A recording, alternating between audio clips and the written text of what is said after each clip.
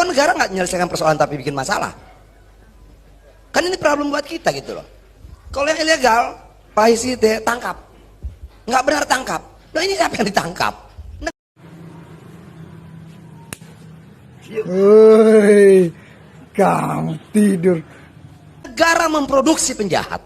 Sudah jelas-jelas salah, cabut aja, emang kenapa sih? Berputar-putar gitu loh. Terus yang mau bikin apa? Nah inilah republik paling membingungkan buat saya. Petani sudah keluar sertifikatnya 2016, sampai hari ini tidak pernah pegang fisiknya. Masalah. Semua masalah. Kalau kita bicara Indonesia begini, dalam pandangan saya, Indonesia tuh luar biasa. Kekayaan alamnya luar biasa, tambangnya luar biasa. Saking luar biasanya Indonesia bisa menjadi penentu di dunia ini. Menentukan apa? Menentukan banyak hal. Kalau kita mau mengurangi perang, kurangi aja produksi tambang kita. Mereka punya senjata tapi tidak punya peluru. Tapi problemnya di mana-mana. Di sana problem, semuanya problem. Sudah saya perintahkan untuk dicari betul. Dan Sumber masalahnya di mana? Ya di sini nih. Di sini. Ada polisinya, ada Gakum KLHK-nya, ada SDM-nya, ada saya. Yang juga bagian dari problem ini. Jadi sekarang semua pembuat masalah ini berkumpul membicarakan masalah di luar yang dia buat sendiri. Kenapa saya bilang seperti itu? Iup keluar. Ini contoh-contoh kecil ya. Iup keluar. Harus izin IPPKH. IPPKH-nya habis. Iupnya sudah keluar.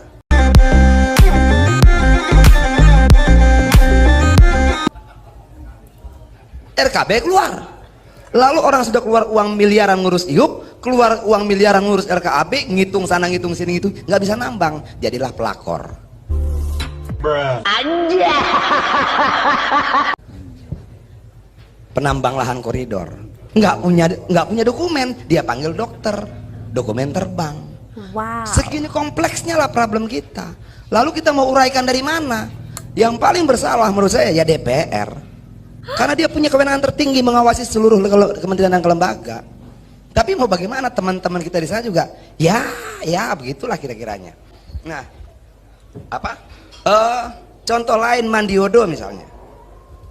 Tadi disampaikan oleh Pak Hisite itu bicara soal illegal mining. Itu gampang, tangkap aja. Yang ilegal mah tangkap aja gitu loh. Illegal mining, ilegal yang lain tangkap. Yang problem seperti Mandiodo. Mandiodo ini ada 11 pemegang IUP melawan Antam yang juga pemegang IUP. Oke, IUP yang 11 siapa yang keluarkan? Negara. IUP Antam siapa yang keluarkan? Negara. Jadi problemnya siapa? Tambang, bukan negara problemnya. Pak Jokowi. Nah bagaimana menyelesaikan ini? Orang bisa bicara sejarahnya begini enggak? Saya tidak mau bicara detail. Yang mengeluarkan IUP 11 perusahaan tambang ini siapa? Negara. Mau namanya bupati, camat, gubernur, nggak penting. Tapi siapapun dia, negara. Lalu ada lagi IUP Antam, dia negara juga. Kok negara nggak menyelesaikan persoalan tapi bikin masalah? Kan ini problem buat kita gitu loh. Kalau yang ilegal, Pak Hisite tangkap. Nggak benar tangkap. Loh ini siapa yang ditangkap? Lalu negara dengan gampangnya bilang begini, ya sudah kalian berperkara di pengadilan. Sementara akar izin semuanya itu negara.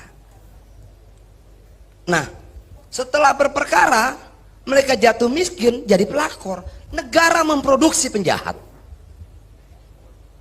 Nah ini gimana gitu loh. Saya datang ke teman-teman Antam, saya bilang ada nggak sih? Dulu Jokowi bilang harus ada restoratif justice. Ada banyak problem di republik ini yang mungkin tidak bisa dijangkau dengan indahnya kalimat dalam undang-undang, tapi bisa dijangkau dengan indahnya hati para pihak. Ayo kita duduk sama-sama, kita bicara restoratif justice. Kenapa? Dua-duanya korban negara. Nah yang kayak begini bagaimana?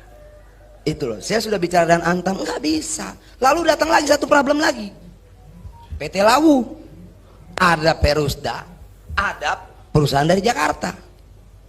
Problem baru muncul lagi, yang 11 belum selesai, nambah lagi. Bisa nggak sih kita duduk bareng-bareng kalau soal-soal kayak begini? Bicarakan saja. Itu atau sama-sama mencari backingan untuk mengadu kekuatan atau apa gitu loh.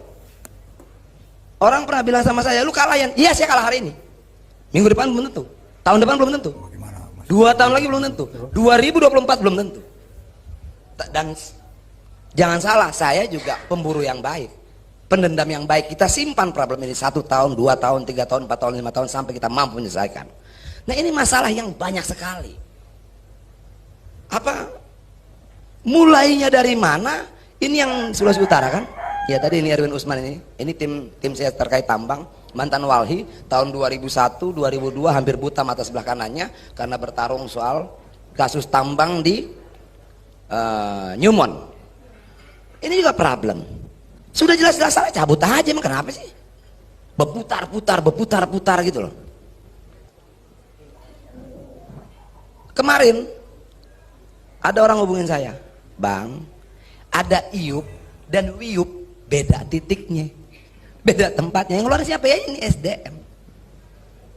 Lalu saya mau bantuin, ada KPK, bingung kita. Kenapa? Karena definisi korupsi memperkaya diri sendiri dan atau orang lain. Jadi kalau dia pengusaha tambang mentok kemana-mana datang ke saya bingung mau buat apa.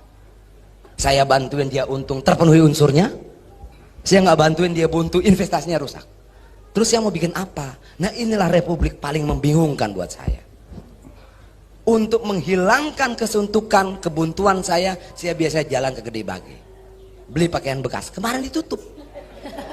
Jadi komplit persoalan buat saya ini. Nggak maksudnya, lalu saya mau kemana? Wisata gagal, apa gagal segala macam. Berapa hari yang lalu datanglah Satpol PP ke tempat saya karena November nanti mereka akan dihapus honorer dan PTT. Masalah. Lalu datang pedagang thrifting. Masalah. Lalu datang lagi dari Pancawati 1.300 petani sudah keluar sertifikatnya 2016 sampai hari ini tidak pernah pegang fisiknya. Masalah. Semua masalah. Nah, kapan waktu saya mau kumpulkan informal, kita diskusi mau kayak apa? Pilihannya cuma 2 kok. Kita selesaikan dalam diskusi, kita cari jalan keluar sama-sama, atau kita bertarung adu kuat. Yang pasti ada korbannya, mau malu, mau duit, mau apa, pasti seperti itu. Kenapa? Karena kadang kala cara paling gampang ya bagi Pak Pipit ya sudah berperkara aja kalian. Itu loh. Apakah cara itu selalu efektif? Enggak. Belum lagi informasi lain. Ada menteri katanya dengan deputinya minta saham. Ampun. Oke. Nggak perlu sebut nama, tapi kayaknya pikiran kita hampir sama di sini. Iya. Kenapa sih republiknya harus begitu? Kenapa sih pejabat kita tidak pernah tahu kapan berkata cukup? Kan nggak perlu sebut namanya ya Mbak ya. Tapi kita tangkap poinnya Bang Adian Oh iya, ya. oke, terima kasih. Merdeka. Terima kasih banyak Bang Adian.